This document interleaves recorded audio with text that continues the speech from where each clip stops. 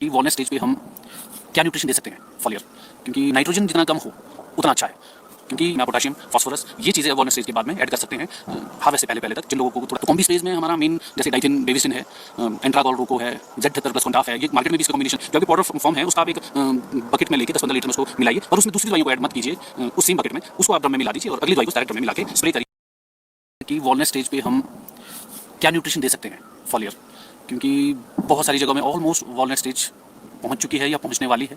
तो अभी तक हम जो न्यूट्रिशन पहले दे रहे थे, नाइट्रोजन, कैल्शियम, बोरॉन, मैग्नीशियम, कुछ लोग फास्फोरस ऐड कर रहे थे, तो क्योंकि बहुत सारी चीज़ें तो आपके सॉइल टेस्ट को लेकर पता चलती है कि आपके किन न्यूट्रिएंट्स की ज़रूरत है और उसके हिसाब से ही आपको न्यूट्रिशन ऐड करना चाहिए। तो फिर भी हमारा जो अपने बेसिक्स रहते हैं वो हम कैल्शियम, बोरॉन, नाइट्रोजन ऐड करते हैं सेल डिवीजन पीरियड में, जो हमारी पहले भी हमने वीडियो बनाया था उसमें भी हमारी इस बारे में बात हुई थी। तो अभी तक वॉलनेस स्टेज तक आप इन्हीं चीज़ों पर फोकस करिए। NPK स्प्रेज आप कर सकते हैं, कैल्शियम, बोरॉन, नाइट्रोजन स्प्रेज आप कर सकते हैं, क्योंकि जितना सेल डिवीजन ज़्यादा होगा उतना आपका फ्रूट साइज अच्छा होगा। तो जो लोग वॉलनेस स्टेज क्रॉस कर रहे हैं या बिल्कुल वहाँ पहुँच चुके हैं, इसके बाद आप फंजीसाइड्स में जो भी न्यूट्रिएंट ऐड करें उसमें इस एक बात का ध्यान रखें कि नाइट्रोजन जितना कम हो उतना अच्छा है, क्योंकि बहुत सारे एरियाज़ में कलर एक बहुत बड़ी समस्या है। तो हम जितना नाइट्रोजन ऐड करेंगे अब वॉलनेस स्टेज के बाद में, क्योंकि बहुत सारी लोअर एलिवेशंस और मिडिल लोअर एलिवेशंस हैं, वहाँ की हार्वेस्टिंग थोड़ी सी अर्ली होती है, तो वहाँ कलर की थोड़ी सी प्रॉब्लम रहती है। तो हम जितना नाइट्रोजन की डोजेस से बच सकें अब वॉलनेस स्टेज के बाद में उतना ज़्यादा फायदा होगा।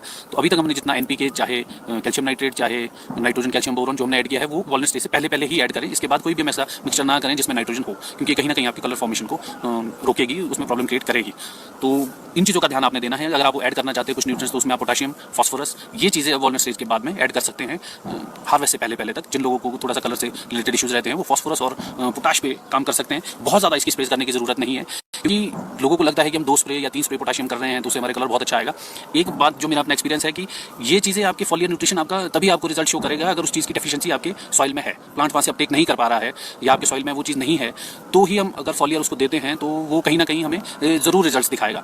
और अगर हमारे पास एक ऑप्टिमम लेवल पे एडिक्वेट जितना हमारे को न्यूट्रिएंट की ज़रूरत है वो हमारे सॉइल में है और प्लांट उसको प्रॉपर अपटेक कर रहा है, तो हम एक्स्ट्रा फॉलियर उसको जो फीड कर रहे हैं वो ज़रूरी नहीं कि उसके हमें बहुत अच्छे रिजल्ट्स मिलेंगे। तभी बहुत सारे लोगों के कमेंट्स आते हैं कि हमने 2 स्प्रे या 3 स्प्रे पोटाशियम किया था पर उसके रिजल्ट्स हमें नहीं मिले हैं। तो उसका वही रीज़न रहता है कि वो ओवर हो जाता है हमारे प्लांट पे, तो उसके रिजल्ट्स हमें कहीं ना कहीं देखने को नहीं मिलते हैं। तो इसीलिए थोड़ा थोड़ा करके और न्यूट्रिशन को जितना स्प्लिट कर सकें उतना ज़्यादा फायदा है। हैवी डोजेस ना करें, छोटी छोटी डोजेस में आप डालें। तो वॉलनेस स्टेज के बाद अगर आप करना चाहते हैं तो पोटाशियम, फास्फोरस, इसको आप थोड़ा थोड़ा सा अपने फॉलियर न्यूट्रिशन में ऐड कर सकते हैं। तो ये था न्यूट्रिशन। और फंजीसाइड्स हम कौन से कर सकते हैं अगर आप वॉलनेस स्टेज पे नहीं पहुंचे हो, और तो आप अभी माइक्लोबुटानिल कर सकते हो, मैरीवॉन कर सकते हो या टेबुकोनाजोल कर सकते हो।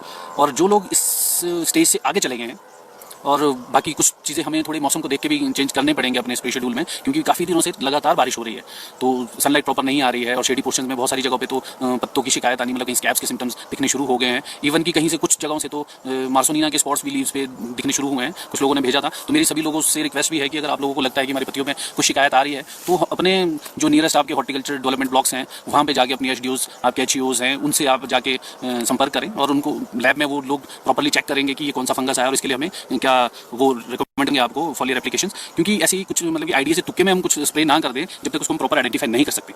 तो हम सिर्फ ये बता सकते हैं कि हमें फॉलियर एप्लीकेशंस में कौन से फंजीसाइड्स को ऐड करना है, क्योंकि हम मार्सोनिना को लेकर चलते थे कि जून फर्स्ट वीक पे अटैक करता है, मतलब कि स्टार्ट करता है ग्रो करना और इसके सिम्टम्स हमें दिखने कहीं ना कहीं प्लांट्स में शुरू हो जाते हैं। शेडी पोर्शंस को लेकर हम बात करते हैं। और इस बार की कंडीशन बिल्कुल अलग है, क्योंकि अभी पिछले 15-20 दिन से ऑलमोस्ट लगातार बारिशें और मतलब कि बिल्कुल क्लाउडी वेदर बना हुआ है, तो फंगस आने के चांसेस और ज़्यादा बढ़ जाते हैं जैसे ह्यूमिडिटी राइज करेगी। तो इसके लिए हमें जो कॉम्बी स्प्रे जो जून के बाद हमें स्टार्ट करनी थी, इस बार वो हमें थोड़ी सी पहले स्टार्ट करनी पड़ेगी।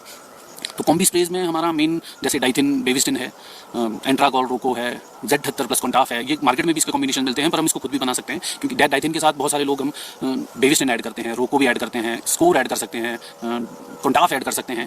तो ये कोई भी हम कॉम्बिनेशन, क्योंकि जब हम एक कॉम्बिनेशन बनाते हैं कॉन्टैक्ट प्लस सिस्टमिक फंजीसाइड्स का, तो इसकी हमारी जो लाइफ है काम करने की वो थोड़ी सी ज़्यादा बढ़ जाती है। हमारा पीरियड जो है काम करने का फंजीसाइड का वो थोड़ा सा बड़ा हो जाता है और इफेक्टिव हो जाता है। तो जितने हम कॉम्बिनेशन कर सकते हैं उतना ज़्यादा हमें फ़ायदा होगा। तो जैसे हमने इसमें रोको, बेविस्टिन ये ऐड किया है, तो एंट्राकॉल के बीच हो सके तो रोको या आप बेविस्टिन यही ऐड करें, उसके बीच में आप स्कोर और कॉन्टाफ ऐड ना करें। क्योंकि हम काफ़ी सारे क्वेश्चन आते हैं कि क्या हम एंट्राकॉल के साथ भी स्कोर कर सकते हैं, या एंट्राकॉल के साथ आप थोड़ा सा अवॉइड करें स्कोर को और कॉन्टाफ को। और Z78 जो जेनेब हमारे पास आता है उसके साथ में आप कॉन्टाफ ऐड कर सकते हैं, रोको ऐड कर सकते हैं। डोडीन के साथ भी आप हैं स्कोर ऐड कर सकते हैं उसकी इफेक्टिवनेस को बढ़ाने के लिए।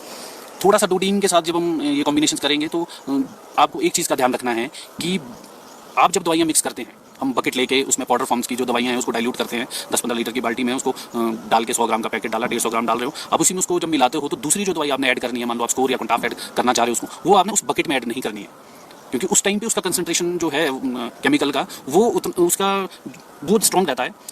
इसको आपने क्या करना है, पहले डोडीन को आपने डाइल्यूट करके सीधा उसको ड्रम में डालना है और मिक्स कर देना है। जो आप स्कोर कॉन्टाफी ऐड करोगे ये आपने डायरेक्ट ड्रम में ऐड करने हैं। बहुत सारी दवाइयां मैं लोगों को कहना चाहूँगा कि जो लिक्विड फॉर्म्स आपकी आती हैं उसको डायरेक्ट आप ड्रम पे ऐड करिए, उसको आपको बाल्टी में मिलाने की जरूरत नहीं है। जो आपकी पाउडर फॉर्म है उसका आप एक बकेट में लेके 10-15 लीटर में उसको मिलाइए और उसमें दूसरी दवाइयों को ऐड मत कीजिए उस सेम बकेट में, उसको आप ड्रम में मिला दीजिए और अगली दवाई को डायरेक्ट ड्रम में मिला के स्प्रे करिए, ये सबके फटने के चांसेस बहुत कम हो जाएंगे। तो ये कुछ दवाइयां हैं जो आप कर सकते हैं, जैसे डाइथिन, बेविस्टिन, Z78 प्लस कॉन्टाफ, शमीर आता है मार्केट में, वो आप कर सकते हैं, नेटिवो है। ये आगे की स्प्रेज हैं जो हमारे बरसात से पहले या बरसात के बीच में आपको करनी होगी और बहुत इफेक्टिव जिनके रिजल्ट्स हैं। तो मेरा अपना मानना है जहाँ शेडी पोर्शंस है वहाँ आप डोडीन ज़रूर करिए, क्योंकि डोडीन आपको बहुत लंबा पीरियड देता है, प्रोटेक्टिव जो इसकी लेयर है और जो इसका पीरियड है काम करने को वो बहुत अच्छा है। सिर्फ इसमें आपने टेम्परेचर को ध्यान पे रख के स्प्रे करनी है कि आपका टेम्परेचर 27-28 डिग्री से ऊपर ना हो, तो इसमें रस्टिंग आने के चांसेस बढ़ जाते हैं। वरना मतलब कि हम अपनी बात करें तो हम तो 2 स्प्रेज भी डोडीन कर देते हैं, मतलब कि जैसी बरसात आने वाली होती है तो हम डोडीन करते हैं 150 ग्राम। उसके बाद अगर अगली स्प्रे आप कोई नेटिव करना चाहते हो या डाइथिन प्लस स्कोर करना चाहते हो या कुछ भी करते हो, उसकी अगली स्प्रे हम फिर से रिपीट डोडीन को इवन हम 200 ग्राम तक भी डाल देते हैं उसकी इफेक्टिवनेस को बढ़ाने के लिए। और इसकी डोडीन की थोड़ी हमने देखा इसकी रेजिस्टेंस भी नहीं आती है हमारे प्लांट में फंगस को देख के। तो डोडीन बहुत अच्छी दवाई है, सिर्फ इसकी मिक्सिंग को और इसके टेम्परेचर को लेकर आपने थोड़ा सा ध्यान देना है कि आपने क्या करना है। अभी मार्केट में बहुत सारी दवाइयाँ हैं, कैप्री टॉप है, एर्गॉन है, एर्गॉन के साथ अभी कॉन्टाफ का भी कोई मिक्सचर आया है, तो इन्हीं को ही आप आगे पीछे करिए। और एक बात थोड़ा सा कि आपका जो हर साल का शेड्यूल रहता है फंजीसाइड को स्प्रे करने का, उसको थोड़ा सा आगे पीछे करिए कि जो फंजीसाइड आपने लास्ट ईयर किए हैं तो उससे थोड़ा चेंज करने की कोशिश करिए कि आगे पीछे वो फंजीसाइड्स हो सके, ताकि उसकी इफेक्टिवनेस आपके बगीचे पे बनी रहे और उसके रिजल्ट्स आपको मिलते रहे। तो ये थी फंजीसाइड्स को लेकर बात। तो माइटीसाइड्स आपने कौन से करने हैं, अगर आपको माइट दिख रहा है 1-2-3 माइट आपको दिख रहे हैं तो आप बोर्नियो, ओबेरॉन, मेडन कोई भी माइटीसाइड अपने बगीचे पे करिए। तो मेरा अपना रहता है कि मैं हर साल नई माइटीसाइड्स अपने बगीचे पे करता हूँ। लास्ट ईयर हमने ओबेरॉन अपने बगीचे पे किया था, तो लास्ट ईयर हमने मेडन अपने बगीचे में किया है। मतलब कि प्रिकॉशनरी हम स्प्रेस करते हैं तो 100 ml मेडन डाल के करते हैं। जब दिखने शुरू हो जाते हैं तो फिर हम दूसरे कॉन्टैक्ट जो माइटीसाइड्स करते हैं जैसे मैजिस्टर या दूसरे हैं, फिर वो भी आपने चेंज करके करने। इस साल मैं बोर्नियो अपने बगीचे पे करूँगा ताकि जो हमारे कीड़ों में रेजिस्टेंस आ जाती है एक केमिकल को लेकर वो ना आए। तो इस साल में फिर से उसको चेंज करके अभी मैं बोर्नियो करूँगा अगली स्प्रे में। तो उसके बाद जब आपको एडल्ट्स दिखने शुरू हो जाते हैं माइट्स के, तो उसके लिए आप बहुत सारे मार्केट में भी प्रोडक्ट्स है, मिटिगेट आता है, टाटा का नियॉन आता है, सिरना करके आता है। मतलब जो भी आप माइटीसाइड करें वो धीरे धीरे करके चेंज करते रहें ताकि वो रेजिस्टेंस कीड़ों में ना रहें और आपको इक्वली अच्छे रिजल्ट्स मिलते रहें।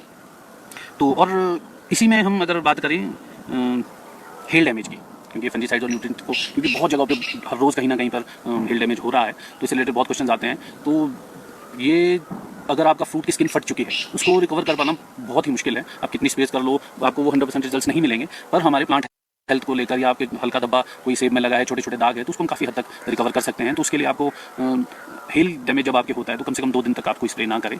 उसके बाद में आपने डाइथिन, बेविस्टिन फंजीसाइड्स करने हैं। उसके बीच में नाइट्रोजन, बोरॉन और जिंक। नाइट्रोजन के लिए आप यूरिया 1 किलो डाल सकते हैं, जिंक 100 ग्राम से 200 ग्राम डाल सकते हैं, बोरॉन 200 ग्राम डाल सकते हैं। ये स्प्रे आपने 2 दिन के बाद करनी है। उसके 5 से 7 दिन के बाद या 7 से 10 दिन के अंदर आपने दूसरा कोई बायोस्टिमुलेंट मार्केट से लेना है और उसकी स्प्रे करनी है।